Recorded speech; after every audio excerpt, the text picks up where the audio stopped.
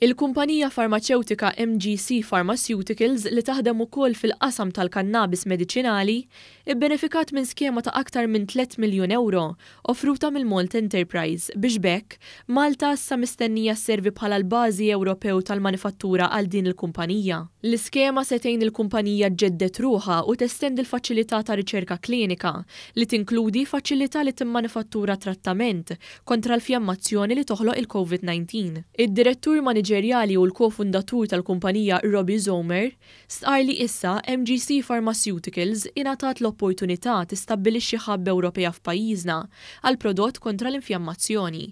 Il-faċilità f'Malta se tkun tista' wkoll tkabbar il-produzzjoni biex tlaħħaq mad-domanda li se jkollha l-kumpanija.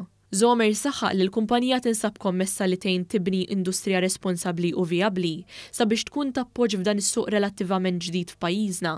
Il-kap eżekuttiv tal-Malta Enterprise Kurt Farrugia spjega li l-kumpanija ilha f'kuntatt mal-entità Maltija għal dan l-aħħar sentej u bbenefikat minn skema għal proġetti li jindirizzaw il-pandemija. Stqar ukoll li l-produzzjoni ta' mediċina kontra l-infjammazzjoni f'Malta se tkompli ssaħħaħ il-pożizzjoni ta' pajjiżna bħala ħabb ideali għal manifattura avvanzata u żvilupp xjentifiku, filwaqt li l-Malta Enterprise tibqa' titqies bħala sieħeb strateġiku għal kull min hu interessat li jinvesti f'pajjiżna. Il-faċilità f'Malta mistennija tkun lesta s-sena d-dieħla sabiex tkun tista' tiffaċilita d-distribuzzjoni globali tal-prodotti tal-kumpanija.